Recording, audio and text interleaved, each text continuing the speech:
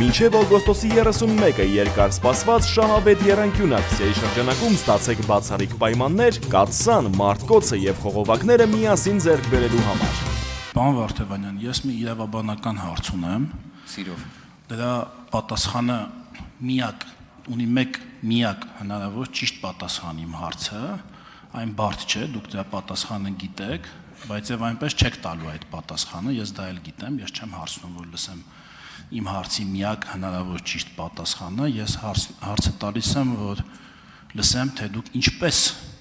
եք խուսափելու այդ հարցի ճիշտ պատասխանը հնչեցնելուց։ Եվ այսպես, նախընտրական շրջանում ուժեղ Հայաստան կուսակցությունը հայտարարում էր, որ Սամվել Կարապետյանը լինելու է Հայաստանի հաջորդ վարչապետը։ Հայաստանի հաջորդ վարչապետը, անկախ ընտրությունների արդյունքներից, ցուցակում ընդգրկված մարդկանց անուն ազգանուններից, նշանակվելու էր, հիմա արդեն նշանակվել է այս տարվա օգոստոսի 2-ին։ Իրավաբանորեն ընտրության որևէ ելքի պարագայում, ընդհանրապես այս տիեզերքում որևէ իրադարձության պարագայում հնարավոր էր արդյոք մի այնպիսի հավանականություն, լինի դա 0.001 կամ անվերջորեն 0-ին մոտ հավանականություն, որի պարագայում հնարավոր կլիներ այս տարվա օգոստոսի 2-ին Սամվել Կարապետյանին նշանակել Հայաստանի վարչապետ։ Եվ եթե ոչ, ապա ինչու էր քաղաքականապես, քաղաքական էթիկայի տեսանկյունից նման ակնհայտ անհնար բանը ասվում որպես քաղաքական նպատակ։ Ես հասկանում եմ, որ ոչ բոլոր քաղաքական խոստումներն են, որ հնարավոր է 100%-ով իրականացնել, բայց կներեք զրոյական հավանականությամբ խոստում տալն էլ քաղաքական էթիկայի տեսանկյունից ճիշտ չէ։ Հետևաբար հարցս հնարավոր է արդյոք որևէ պարագայում, ընտրության որևէ արդյունքի պարագայում, նույնիսկ եթե 2/3 ունենայիք այս դահլիճում, իրավաբանորեն մեծ սահմանադրության տեսանկյունից կարող էիք արդյոք այս տարվա օգոստոսի 2-ին Սամվել Կարապետյանին նշանակել Հայաստանի վարչապետ։ Խնդրեմ։ Շնորհակալ եմ։ Հարցի պատասխանը շատ հստակ մենք մեր հայրենակիցներին դեռևս փետրվար ամսին բացահայտել ենք։ Մենք ճանապարհային քարտեզ էինք ներկայացրել։ Մենք ասում էինք, որ պատասխանատվությունը վարչապետի ստանձնելու է Սամվել Կարապետյանը, բայց նախքան դա սահմանադրության փոփոխություն պետք է իրականացնեինք այս ազգային ժողովի նիստերի դահլիճի ձևաչափով։ Մինչ այդ փոփոխություն անելը, հետևաբար եթե տառացի ենք ձեր հարցը դիտարկում, օգոստոսի 2-ին Սամվել Կարապետյանը հենց օգոստոսի 2-ին տեխնիկապես խոչընդոտի պայմանից ելնելով չէր կարող առաջադրվեր որպես վարչապետ, բայց օրինակ այ օգոստոսի 12-ին շատ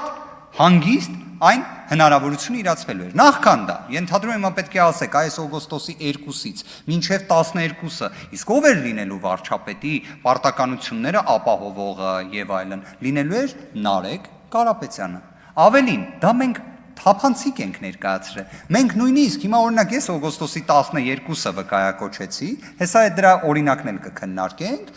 կարար լիներ նաև մինչև օգոստոսի ավարտը, որտեղ մեր գործընկերներից նաև հենց հնչելել էր 1 ամսվա ընթացքում։ Այսինքն ընտրությունների ավարտից հետո, ձևավորումից հետո ընտրության արդյունքների 1 ամիս ժամկետ ունենալու ենք։ Ոնց էինք նաև դա պատկերացնում։ Անկեղծ լինենք, հարգելի գործընկերներ, սիրելի հայրենակիցներ, ազգային ժողովի 8-րդ գումարման պատգամավորները, եթե ընտրությունների արդյունքները հունիսի 7-ից լույս 8-ը ներկայացվեին այնպես ինչպես օբյեկտիվ իրականության մեջ շատ հնարավոր էր, որ ներկայացվեր, հնարավոր է մինչև օգոստոսի 2-ը փոփոխություն լիներ։ Սահմանադրության համապատասխան դրույթի փոփոխության մասով ազգային ժողովի 7-րդ գումարումը շատ հետաքրքիր նախադեպ էր ստեղծել։ Առանց սահմանադրական դատարան ուղարկելու սահմանադրության փոփոխություն։ Այդ ժամանակ նիստն էլ նախագահում էր Արարատը Միրզոյան, ով ուղիղ արձանագրեց, որ մենք այս դահլիճում նախադեպ ենք ստեղծում։ Սահմանադրությունը փոխում ենք, սահմանադրական դատարան չենք ուղարկում, իդեպ, ովքեր 7-րդ գումարման պատգամավոր եղել են, իրենք դրա համար կողմ են քվեարկել, որ սահմանադրական դատարան չուղարկվի։ Չգիտեմ ում միտքն է դա եղել, բայց ուղիղ այդ հարցը առանձին քննարկվել է։ Այդ նախադեպը կիրացվեր Քավլիցի։ Հետևաբար Սամվել Կարապետյանը լինելու էր վարչապետ։ Այո, լինելու էր։ Ստանձնելու էր պատասխանատվություն։ Այո։ իրականացնելու էր այն փոփոխությունները, որոնք մեր հայրենակիցները իսկապես սպասում են, իսկապես արժանի են, միանշանակ։ Դրա համար գործողությունները մենք շարունակելու ենք եւ ունենալու ենք մեր պատկերացրած ուժեղ Հայաստանը։ Սպասում եմ ձեր արձագանքին։ Համեցեք։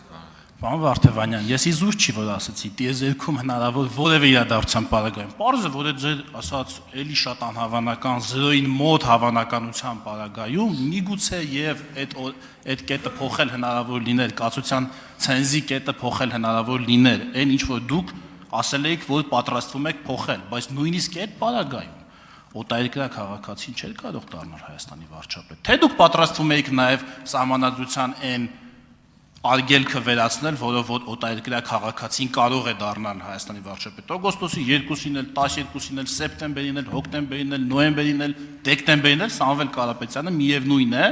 լինելու է օտարերկրյա քաղաքացի, որովհետև իր օտար քաղաքացիությունից հրաժարվելը տևելու է, եթե իհարկե սկսել է գործընթացը, ես դա էլ չգիտեմ, տևելու է առնվազն 6 ամիս, սկսելու պահից, ես չգիտեմ երբ է սկսել։ Հետևաբար, այս արգելքը դուք ոնց եք հաղթահարելու, որ օգոստոսի ձեր ասած թող լինի 12-ին, բայց լիներ վարչապետ։ Թե օտարերկրյա քաղաքացին պիտի լիներ Հայաստանի վարչապետ։ Շնորհակալություն։ Պարոն Եղոյան, դուք պարոն Արմեն Սարգսյանի, պաշտոնաթող նախագահի, այսպես ասած կարգավիճակի գործի վերաբերյալ հանգամանքներին տեղյակ եք թե ոչ, ես որոշակի առումով տեղեկացված եմ։ Քաղաքացիությունից հրաժարվելու սահմանադրական պահանջի մեկնաբանման առանձնահատկությունները ես կներկայացնեմ մի առիթով,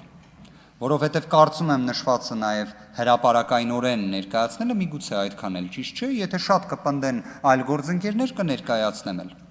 Առաջնային հարցը հետևյալն էր. արդյոք քաղաքացիությունից այդ պահին հրաժարված լինելու է գործընթացի տեսանկյունից կամքի արտահայտման միանշանակ։ Մնացած մասով դա այն հատվածն է, որը կարծում եմ այդքան էլ անհրաժեշտ չէ հրապարակայնորեն ներկայացնել։ Որոշակի հանգամանքներ կան, որը հենց օրինակ պարոն Արմեն Սարգսյանի դեպքը ուսումնասիրելու պարագայում որոշ հանգամանքներ կբացահայտեք։ Այն, որ մեր պատկերացումը հետևյալն էր, որը